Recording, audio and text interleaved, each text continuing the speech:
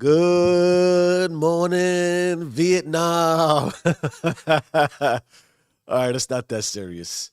Have you seen that movie? Robin Williams? What a great movie. Day 38, folks. Ladies, gentlemen, people of the vast universe. We are transmitting everywhere. God has sent us on a 1,000-hour journey of self improvement. And I'm here to prove that we can get there because somehow me recording live for 45 minutes to an hour, sometimes more, a day, at whatever time it is today, which is, what time is it? I'm later than normal for a multitude of reasons, none which you care about, at least right now, because I didn't do that overnight. That irritated my soul. But I am affectionately known as Cliche Jeff. I am in front of a microphone, which again implies that I am someone you should be listening to. Otherwise, you will not improve at all. Your life will fall apart and you will never get to where you want to go. Imagine the arrogance in that statement. Some people believe that. And guess what? Maybe you believe that too. Maybe somehow, without people like me, people who get to where they want to go wouldn't get there. Maybe again, I am way out of my mind because I've been doing this for almost 40 days. Well, waking up at 3:30 for 40 days straight, give or take a few, could do that to you. Let's go through a material check. Agüita, check. Medicated chapstick, I need some. Check. Oh, Jesus Christ. I love life. I love life. I love my life. I hope you love yours. Red book, red book. Do you feel differently about my red book? If you're following, if you're watching, if you have your own red book or green book or pink book or red, green, and pink book, who knows? And because today is reflection week, the book I read last week, which I finished, Stillness is the Key, we will talk about the greatest thing that I've read this week. Excuse me for a brief moment.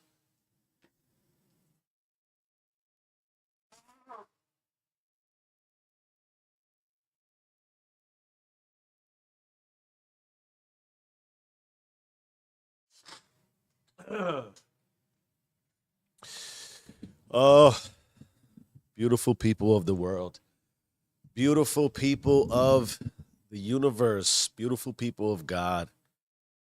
Again, what a great life. I am freezing, if you haven't told. Oh, blanket check. We got a blanket. And I'm getting settled in. We're gonna reflect this week. One of the things I'm excited about is this. My pre-workout, which I've been taking, they usually last 25 to 30 days a month. The one that I'm taking now was supposed to be a high stimulant. I told you I have a highly addictive personality. And I believe if you're gonna take a pre-workout, it might as well give you I prefer the jitters. I prefer for my body to shake uncontrollably. It lets me know that it's working. This one I've been taking was advertised as a warning, high stimulant. It's almost had the adverse impact on me, which can be somewhat frustrating from the perspective of if you're taking something that's caffeinated because you expect a result and you don't get the result you were expecting, well, then that creates an emotion of frustration. How else would I label it? Now, we can debate if I should be frustrated, whether or not that's petty, but I say it this way. If I'm going to make a purchase for something and I'm going to have an expectation, then I expect it to do what it said it was going to do. I am tired today. And for varying reasons, once again, a lot of after 9:30 sleeps, which is whatever. That just creates fatigue. Today is a physical strength training rest day. At least I told myself that.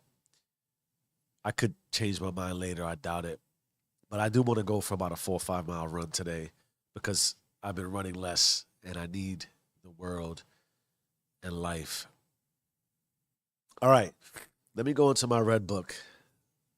Can't seem to get as comfortable as I prefer to be by this juncture. 4:47. I'm usually flowing, right? All right. We're going to reflect this week. Reflect? I said that right? Let me give you some rough results. Boom, boom, boom. There goes that Mission Impossible again. I don't know why the hell that song stuck in my head. Display screen. This looks funny, right? Boom. All right. So, based on this, whether you believe me or not, up to this juncture, and I have an app. I was looking at it yesterday to make sure it's aligned. This is here is rounded up. So my meditation in my app is like 13 hours and like 40 something minutes. It rounds up here to 14 hours or 13. I think I said hours, right? I forgot what I just said. But 39 days in of tracking it with you all, if you put in 20 to 30 minutes, or more like 15 to 20 minutes a day, well, you'll be at about 14 hours. I have 29 hours of strength training, just about 12 hours of running, 2 hours of high intensity, 99 hours of content creation. Look at that orange line. That excites me. Now we can reflect, and I can also say, this is my priority. It's intended to be my priority. And in that way, I am putting much more effort into my content creation, which, as I have given myself the directive and the order, go do that, cliche Jeff. I've been doing it. It feels good. Have I made progress? Define progress. Have I gotten better? I think so. Have the results that I've been looking for yielded themselves? Well, I don't know. What exactly are my results that I'm looking for? I am, I can say it this way. I am in, continue to be, I don't want to say small channel. How I don't want to demean my channel that way. But I do, again, we look at the subscriber count. I go in this pretty much for the entirety of the year between 1415 and 1425, 1,415, 1,425. I think I'm at 1,421. So I go up and down. I've been losing and gaining and losing and gaining and losing and gaining. What does that mean? Am I doing it wrong? I don't know yet. I still believe that there's not enough time to make that assessment. Things go through my head. Should I redo my thumbnails? Should I, excuse me again for a second? I'm sorry.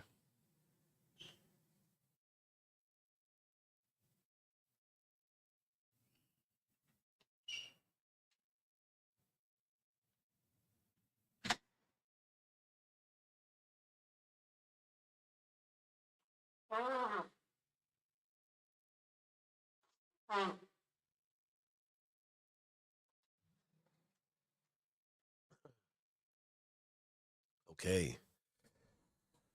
So back to the content creation and the assessment, the evaluation, and the measurement. There has to be that reality. Like, look,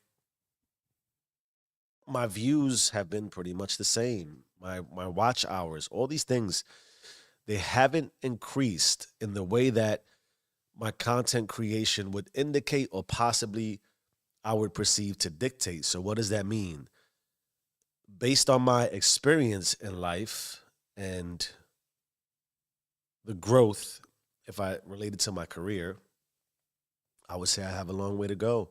Just because I believe I'm knowledgeable and I've learned these things and I have something to say that should be heard, you should listen to what I have to say because what I have to say is very important and it could change your life if you would only but listen to me today and listen to the words and allow them to make an impression into your subconscious. I assure you, I will change your life. I believe that. That's the way I'm supposed to sort of say it. If I do the research and the logic and the math on how the influence works, but there's also a reality too. Again, I'm still a novice when it comes to this. I asked myself that question today. I'm gonna get to that in a minute. But let's close the loop here on our March, right? Ah, come on, life. Come on, physical body. Come on, spirit. It's not that I don't feel inspired and motivated. It's not. It's just that sometimes it doesn't go exactly how I would want it to go. And what do we do about that? We just keep going. So I've put in 177 hours. That's pretty fucking good. Hey, you can measure it that way. What are some results? Well, I said I would go to 1,000. I'm at 177. I'm on February, whatever it is, the 8th. Not even 40 days in. I'm doing pretty good in that regard, right? We're making progress. All progress is good progress. I almost clicked stop streaming there. So let's reflect. Let's reflect. There are some things I want to use to keep the conversation in a good spot here. If this goes the way that I think it's going to go, I'll get into the reality of my daughter and my son being sick, specifically an experience I went through with my son last night. It's pretty crazy. Nothing. It is what it is. I wrote down something about let an expert be an expert. I think there's something happened that was really important. I think can help us in the improvement process. The greatest thing I read, the biggest take back, and what would I want more of? I'm gonna tell you right now the biggest take back of the week for me off the rip because it bothered me. Interestingly enough, I ordered another book yesterday, something about, I think it was Stand Out of the Crowd. I forget what it was. And I went through, man, I have at least a half dozen books that are in my queue to read. And I went back again and just looked at all the books I have read. And I do enjoy reading immensely. However, over the last 4 days, I haven't read not one page. So I finished the book, Stillness is Key. And then I started reading a book right after. I think I read for like an hour and a half 4 days ago. And I finished Stillness is the Key, or Stillness is the Key. Stillness is the Key. And then I started to read a book that's titled Read People Like a Book. And it was very interesting. The first 30 pages of it got me intrigued, but I haven't wanted to pick it up since then. And I question as I reflect, is that an indication of I'm not in the mood to read? Is that an indication of the book is not really exciting me? Is that an indication of I'm being lazy? Is that an indication of I haven't made the proper time? Is that an indication of I'm over inundated in other areas, overstimulated? Did I, as part of my addictive behavior, there was about, I read The Stillness is the Key. I dismissed the first about 75 to 100 pages as sort of it being, I almost got the sense that I didn't want to read the rest of it because I kind of knew what it was going to be. But then there was a turning point in the book that really hooked me. And then I think I spent 2 or 3 days, maybe 2 days, an hour on each day to where I basically finished the book because I was intrigued by it. And then I asked myself, did I overstimulate myself? And it's funny, I walked away and said, man, an hour straight of reading, that's pretty cool. I think I was reading that Warren Buffett. He reads for 6 hours a day. Imagine that stamina. So I reflect to say, all right, I can read for an hour straight. What does that mean? Am I better off reading 20 minutes to 30 minutes a day versus an hour straight for 2 days? Maybe. We talked about it before. Who's more successful? Somebody who reads for 30 minutes a day every day, or somebody who would read for 3 days straight for an hour and then take 4 days off? I don't know. If you never go back to reading again because you burnt yourself out for reading too much, is that. That was my biggest take back. So I did come to this realization. I don't like not reading. I don't like not reading. But that was also indicative of the reflection and the path of my week. I wrote down something to the effect which I want to get into. I might have said it. Sometimes something I don't know what I've said these days. Release your insecurities or release what makes you secure to figure out what your insecurities are. So I've built up a security in reading. And I'm gonna get into detail another day. I don't want to hijack this episode and this moment and experience for that.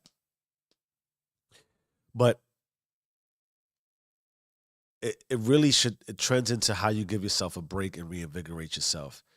I let go of reading, maybe subconsciously, unintentionally, intentionally, which we'll get into that today. And it re-inspires me to want to go grab a book, right? Like last night at my end table, I have As a Man Thinketh, because I keep a lot of books that were meaningful to me in my immediate space so I can grab and look at and remind myself of the power. And it reminded me that I do like to read. So I reflect and I say sometimes you pull away, you take a couple steps back, it re-inspires, reinvigorates, and you move forward. As I continue to think about the week and reflect in real time, excuse me again, sorry.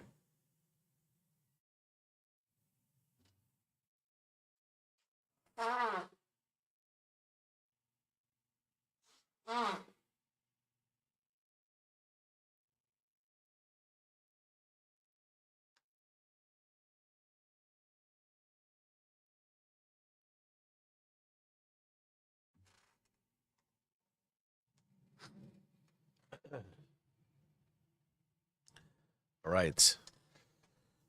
As I continue to reflect back and think about how sometimes there is no harmony, sometimes I do feel out of alignment. It's natural. Sometimes I have better days, right?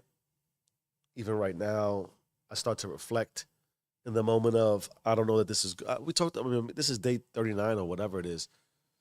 There's been these days. There's some days where I'm so lit and focused towards an agenda that I can go for an hour and a half and it feels amazing. There's some days where it takes me like 40 minutes to get into it, and then the last 10 minutes are amazing.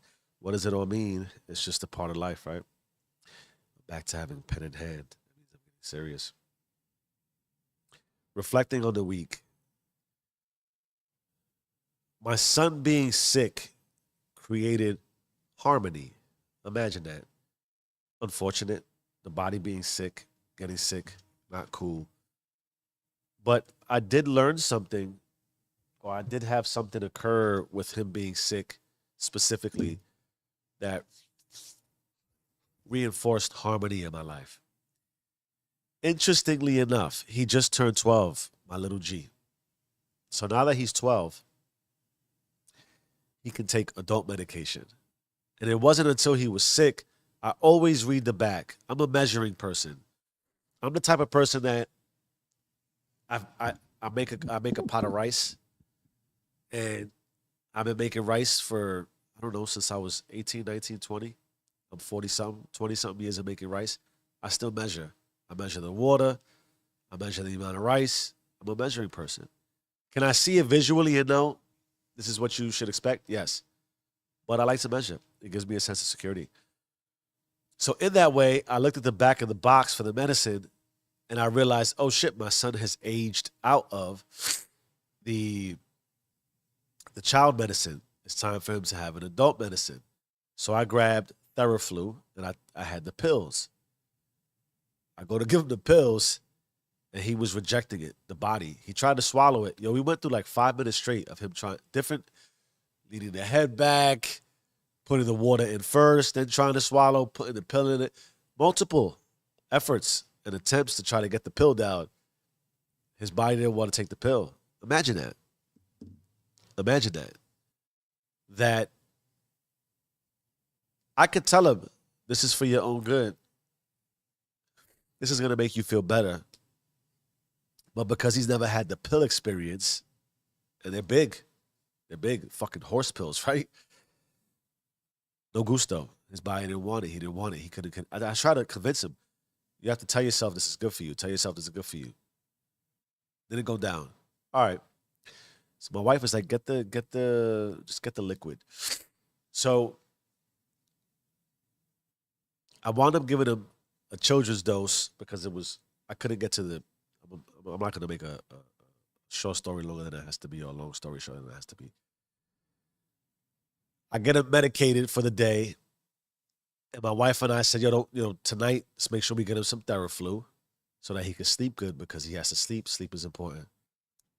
So I got him the adult Theraflu. We didn't have the I should say NyQuil. I got him NyQuil. And I'm laughing because I'm seeing the memory go back in my head. And so we get the Theraflu and I pour it out. It's the greenish, the green, navy bluish, greenish nighttime Theraflu. I bring it up with his food and I said, drink this first and then eat. And then eat. I'm not going to get into detail because it's a little bit nasty. So I said, I want to warn you. Maybe I shouldn't have done this. He did smell it. He's like, damn, this smells bad. I said, yo, dude, this is going to be the nastiest thing you've ever had in your life. It just is. It's going to be the nastiest thing you've ever experienced in your life, as far as liquid is concerned. So he says, all right. He, excuse me. Oh God. He decides I'm an alpha. I'm an alpha, so I'm just gonna drink this medication. And he took the whole thing down. He's like, why do I feel like it's like a sensation and a menthol, whatever it is. So I said, that's part of it. That's part of it is to it is to soothe your throat. And so he's right like that. He's like, Dad, this is the nastiest thing I've ever had in my life. And he looks at me and with really deep, my son has very piercing eyes. He has my wife's look. And when he looks at you, it looks like he's staring into your soul. He just has this look to him. Big brown eyes, big light brown eyes. And he's like, "No, dude, I don't think you understand. This is disgusting." So I said, "No, I hear you." He said, "No, no, no, no. I'm gonna throw up." Oh my god. I'm sorry. I don't want to give you the visual stimulation. So I step back. I step back because I can see it happening. I can see it happening. Poor baby. I hate to say that, poor baby. Hold on.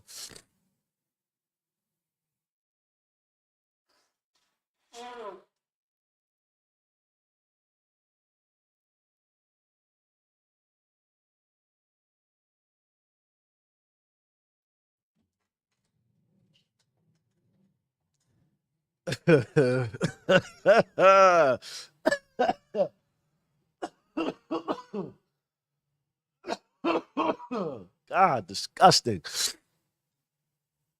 Anyway, oh my God. So I'm looking at him and he's looking at me. And I start to move back because I want no part of what's about to happen. And I'm like, yo, you got to try to make it to the bathroom. He's like, yeah, I'm not going to make it. I'm not going to make it. I'm not going to. And he just projectile everywhere, right?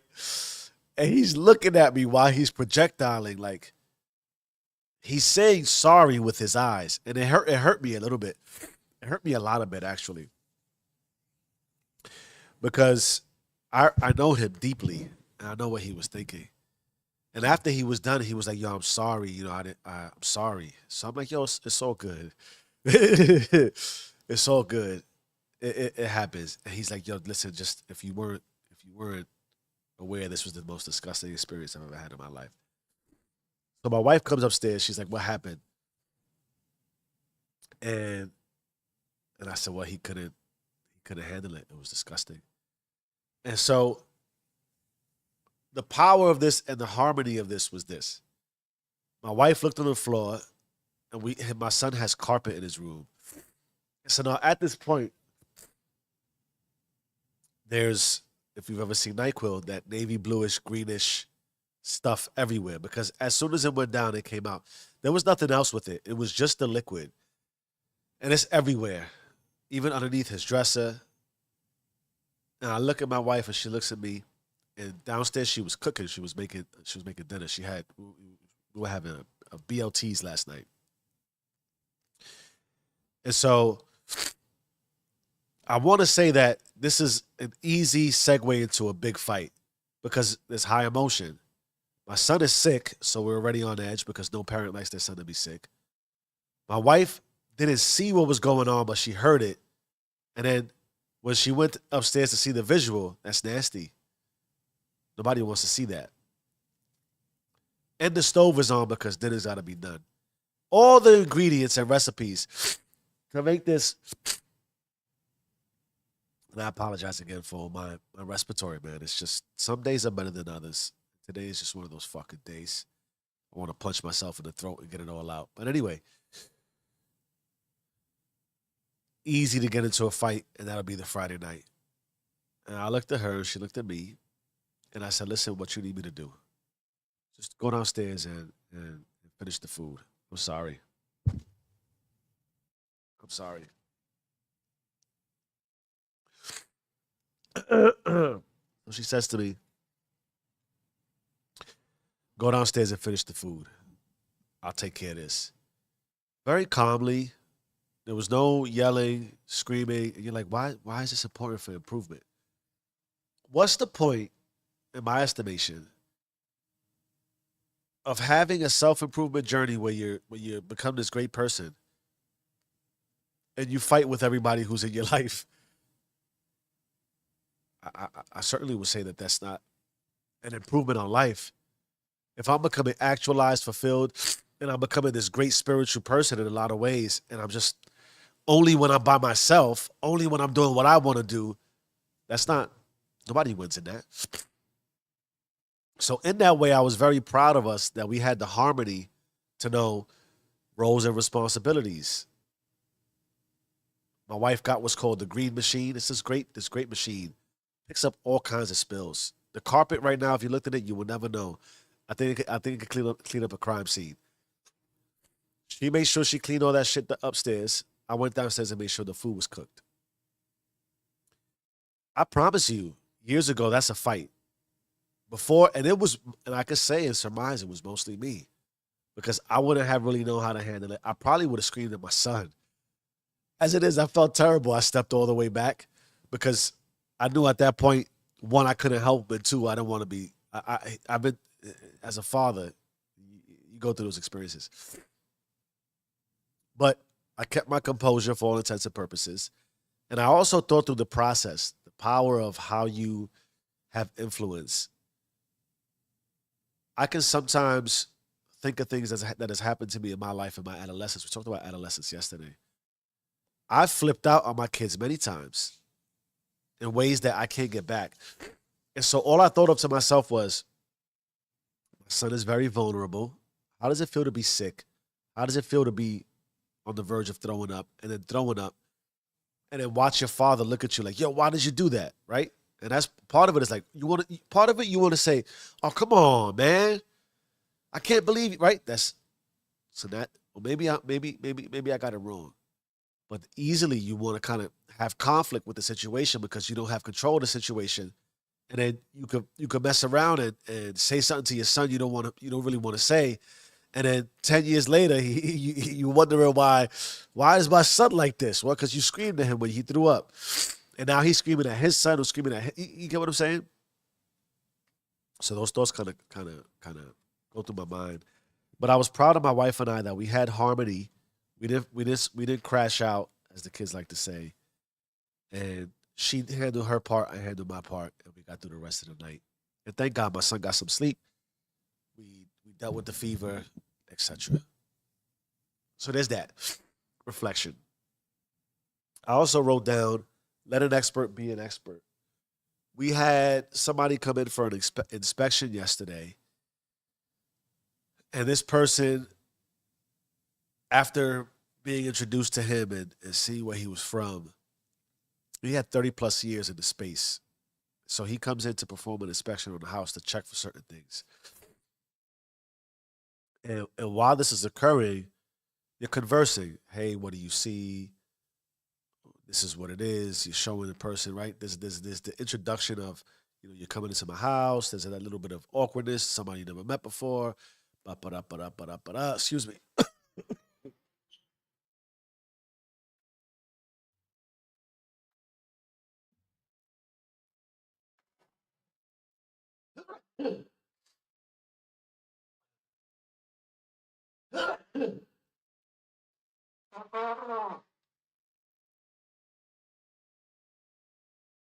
Oh,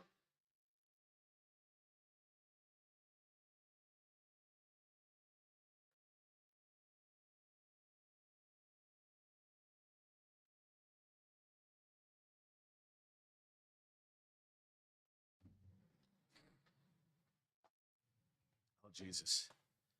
Once again, I apologize for the experience. It's not obviously where I want to be.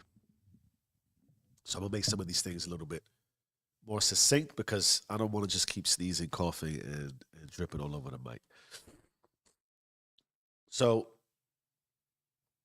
my thing with this is this. I had this conversation with my wife. When you call on an expert, when you call on an expert and you hire an expert and you have somebody come in as an expert, let the expert be the expert, which means if you're going to speak, it should be to inform the person of why you are leveraging their expertise, direct them towards what you need them to be an expert on, and then be quiet. Let them be an expert. Let them, don't, I feel like I'm going to sneeze again. Don't, when an expert's being an expert, don't try to finish their sentences. Don't try to assume what it is they're going to say. It's like with conversation and listening. If you're listening to someone speak, you should not be speaking. Let them finish their thought. Let them finish their sentence. Even if you know what they're going to say, you lose the benefit of an expert when you don't let an expert be an expert. And essentially, all that happens is, in my experience, you wind up forcing someone of a battle of an ego where the expert is either trying to prove to you he's more or she is more than an expert than you, or they just kind of like, oh, you know what you're doing already, you don't need me, and then you lose the possibility of what they might be teaching you. An expert can always teach you. Even if Dr. Google told you everything you need to know about what the experience is about to be, you can't beat somebody who has 30 plus years of experience in the space. If you call on me for an IT situation, information technology, I have 20 plus years. If you have no experience other than, oh, I Googled some of the symptoms and I checked and it should be, you, I don't care what you Googled. I've seen it. I've done it. I've experienced it. I understand what happens when it's operating. You don't. You think you do just because you read a couple of things. Let an expert be an expert. Hold on.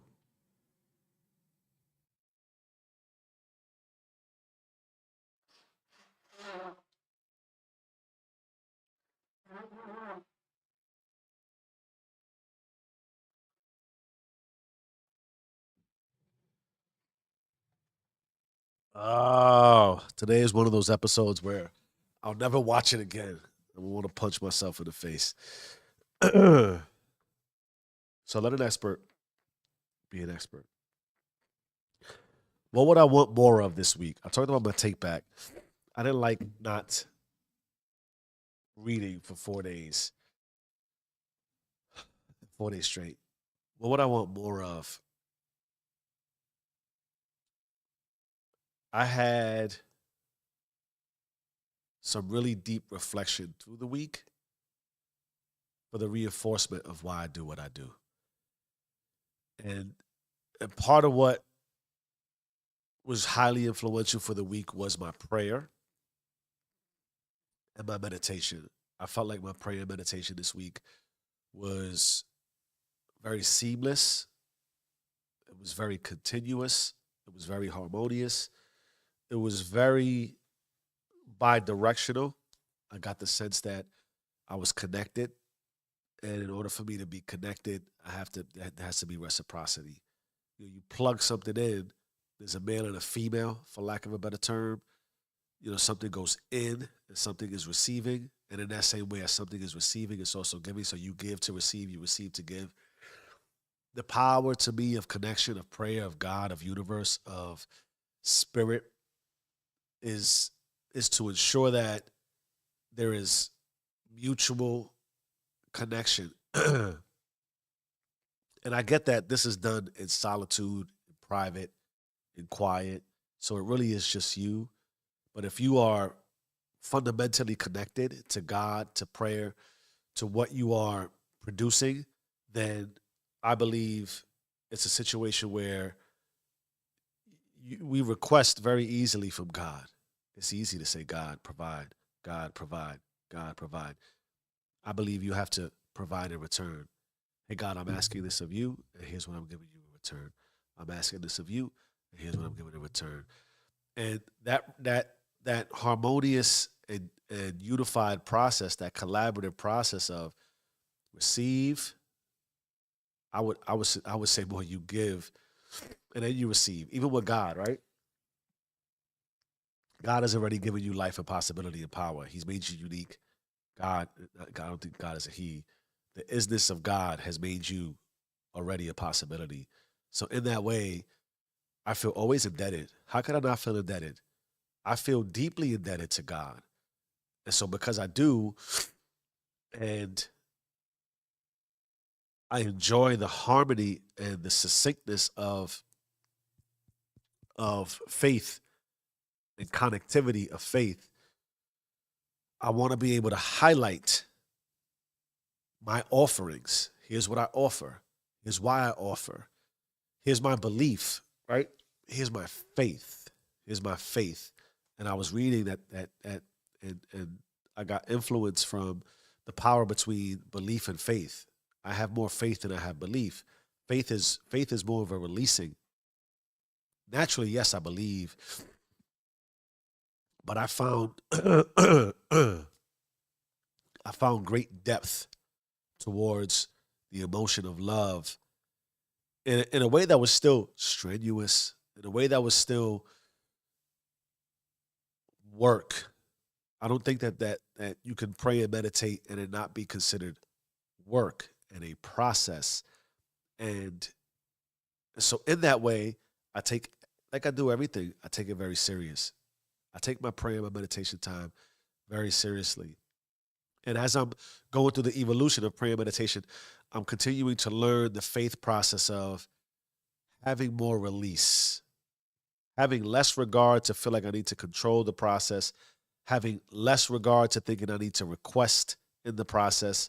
And in that way, I can make very open ended and direct requests to God, right? I can ask for confirmation.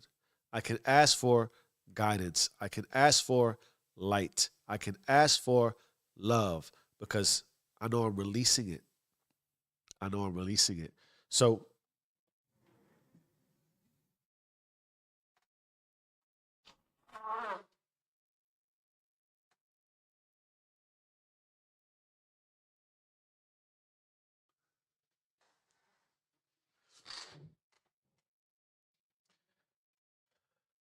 so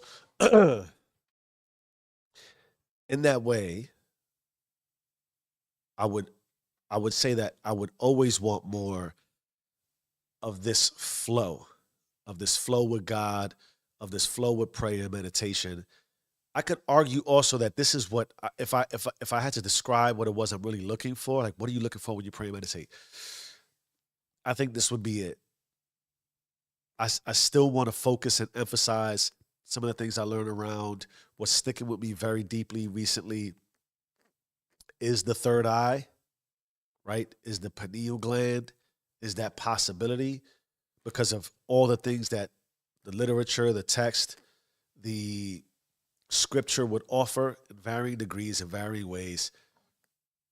I do think there's a potential there that I don't want to overlook, but I think also we talked about expert and we talked about some of the expectations around as I reflect, am I doing it right? I'm still a novice in a lot of ways. I could be 3, 4, 5 years deep. If I consider I'm going to do this for the rest of my life and I want to live till I'm 120 and I'm only 43 years old, well, I got about 77 years. Right? Yep, about 77 more years. Imagine that I never stop learning until I die. That I never stop praying until I die. That I never stop experiencing the variations of the possibility of the emotional, spiritual, and define it how you want to define it experience of prayer and meditation. That it's always iterative, that it's always more possible, that it is always a little bit deeper, a little bit more, and that there's always the realization that I could want more and more and more, and sometimes I want less of what I want more of, and I want more of what I want less of. Why? I need to understand the balance. It all comes back to the same principalities, the same ethics and virtuousness around I am going to make a contribution to God because I am expecting, as God has already invested in me by giving me life, I reinvest in God. Is that not logical? Is that not faith? Is that not ethical? Is that not of high moral value and principality and virtuousness? God has made an investment in me. I reinvest in God. God has made a request of me. I make a request back of God. And then it keeps going and flowing and it's circular. I request, God requests. I provide, God provides. And it keeps going. That's what I want more of. That's what I want more of. That's what I can't get enough of. And it resonated with me this week because one of the things I realized was as I sat in prayer and meditation this week, I don't time myself. I get up when I feel like it's time to get up. And sometimes I'll get up after 12 minutes, 15 minutes. A lot of what I've been getting up this entire week has been after the 20-minute mark, which tells me I'm getting deeper and deeper and deeper into losing the sight of time because I'm more into the moment. I'm more engulfed by the process of the experience I'm in. And in that way, I don't limit it. And when it's not limited, then the potential is exponential. There's no longer a limit.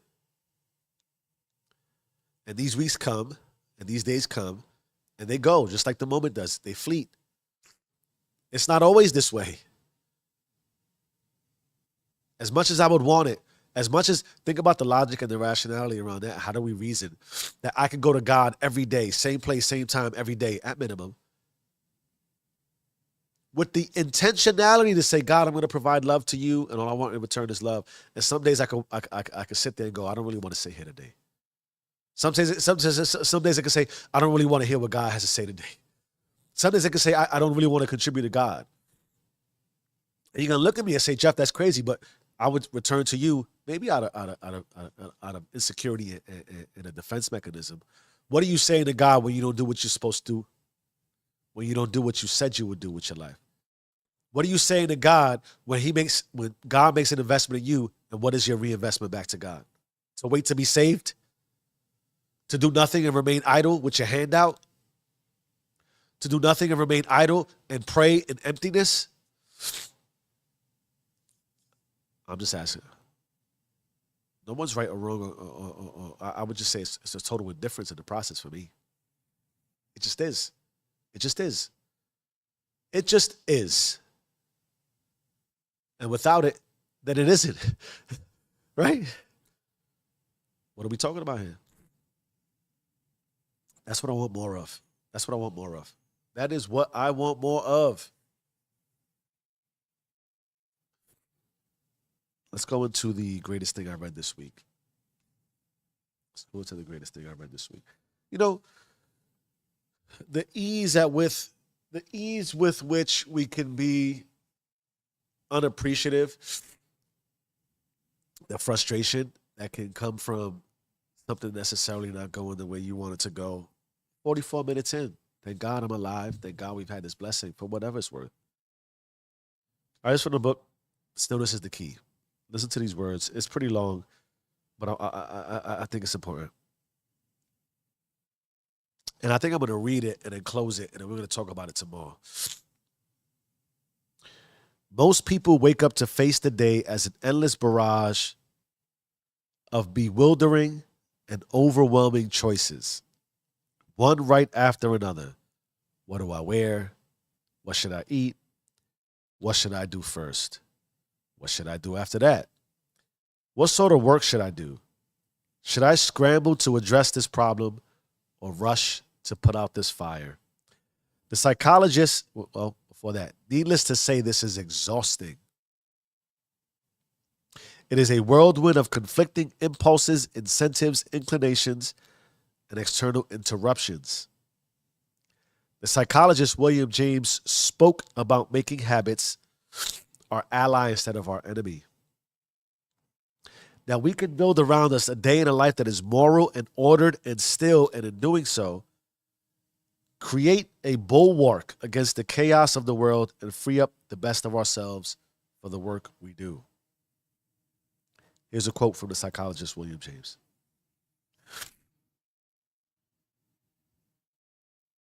For this, we must make automatic and habitual as early as possible as many useful actions as we can and guard against the growing into ways that are likely to be disadvantageous for us. As we should guard, and we should guard against the plague. The more the details of our daily life we can hand over to the effortless custody of automatism, the more of higher powers of mind will be set free for their own proper work. There is no more miserable human being than one in whom nothing is habitual but indecision. That is a powerful line. And for whom the lighting of every cigar, the drinking of every cup, the time of rising and going to bed every day, and the beginning of every bit of work are subjects of express volitional deliberation.